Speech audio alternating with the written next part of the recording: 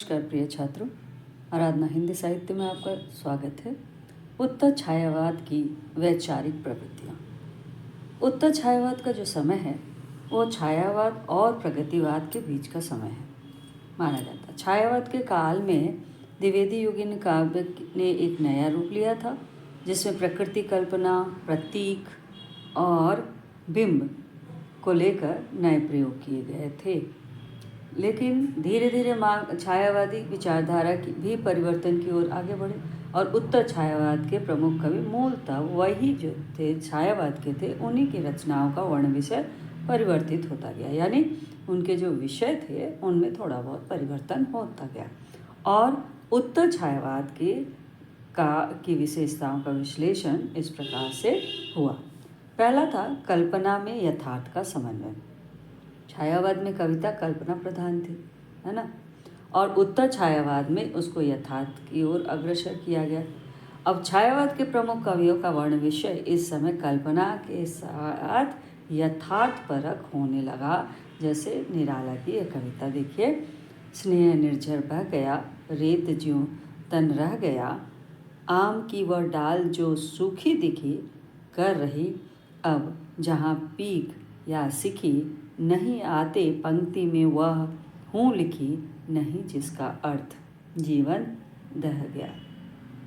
तो इस तरह से क्या है, उस उत्तर छायावाद में कल्पना के पृष्ठभूमि को छोड़ करके यथार्थवाद की तरफ क्या है अग्रसित होता दिखाई देता है। अब नए कवियों की जो वैचारिक स्थिति थी उत्तर छायावाद में, समय अनुसार वो कुछ समय के अनुसार क्या है, कुछ नए कवियों का आगमन हुआ।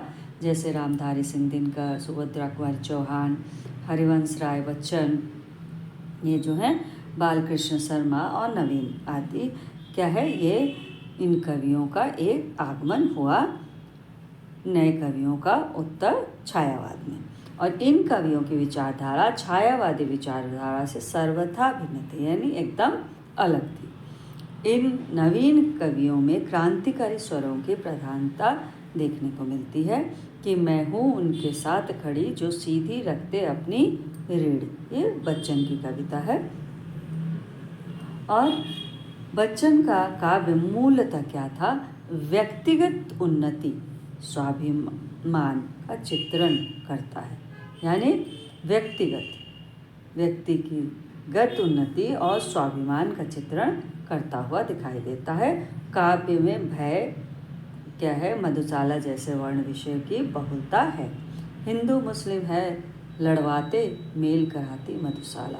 बच्चन, हरिवंश राय बच्चन के काव्य में आत्मकथा, परम प्रेम परक वर्णन किया भी है। इसमें न तुम सो रही हो न मैं सो रहा हूँ, मगर ग्रामिणी बीच में ढल रही है। इस तरह की कविताएं देखने को मिलती है। सुभद्रा कुमारी चौहान के काव्य में भारत की क्रांति की गौरव गाथा का चित्र मिलता है। अंग्रेजों के युद्ध करते हुए वीर गति को प्राप्त हुई रानी लक्ष्मीबाई पर उनका काव्य इतिहास की वीरता परक क्या है, क्षण को दर्शाता है।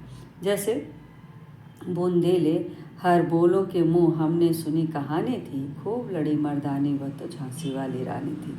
नाना के संग खेली थी वह नाना के संग पढ़ती थी, बर्छी ढाल कृपाल कटारी उसकी ही सहेली थी। तो गौरव गाथा को दर्शा रहे हैं ये कविता। रामधारी सिंह दिनकर का काव्य भी भारत के इतिहास की ओजस्वी पलों का गान कराता है, यानी भारत के इतिहास में अपने काव्य में उन्होंने कुरुक्षेत्र में दिनकर ने महाभारत कालीन कुरुक्षेत्र को प्रतीकात्मक रूप में आज के युग से जोड़ते हुए वर्तमान युग में हर व्यक्ति के जीवन में होने वाले कुरुक्षेत्र के युद्ध का वर्णन किया गया। वह कौन रोता वहाँ इतिहास के अध्याय पर जिसमें लिखा है नौजवानों के लहू का मोल है।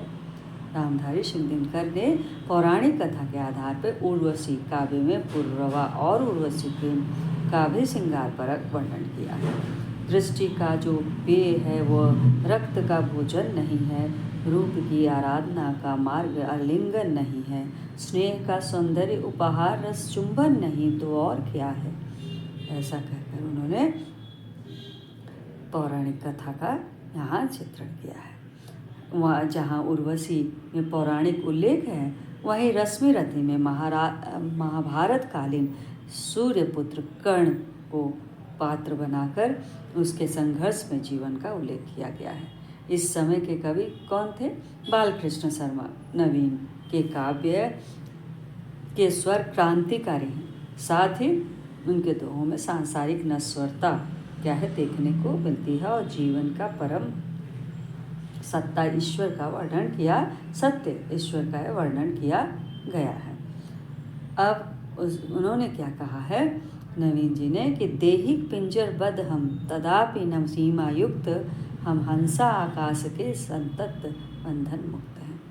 नवीन के काव्य में क्रांतिकारी स्वर भी मिलते हैं जो विप्लव गान में स्पष्ट रूप से आपको देखने को मिलेंगे।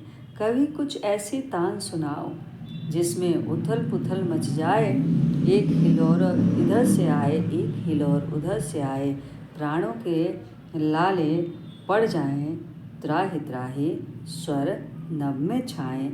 इस तरह से उन्होंने उत्तर छायावाद के उन सारे कवियों ने एक नवीन विचारधारा के साथ क्या है अपने आप को यथार्थवाद से जोड़ करके प्रस्तुत करने का प्रयास किया गया है और वो सारी छायावाद से भिन्न पृष्ठभूमि को लेकर प्रस्तुत हुए हैं। धन्यवाद। Please like, subscribe and share.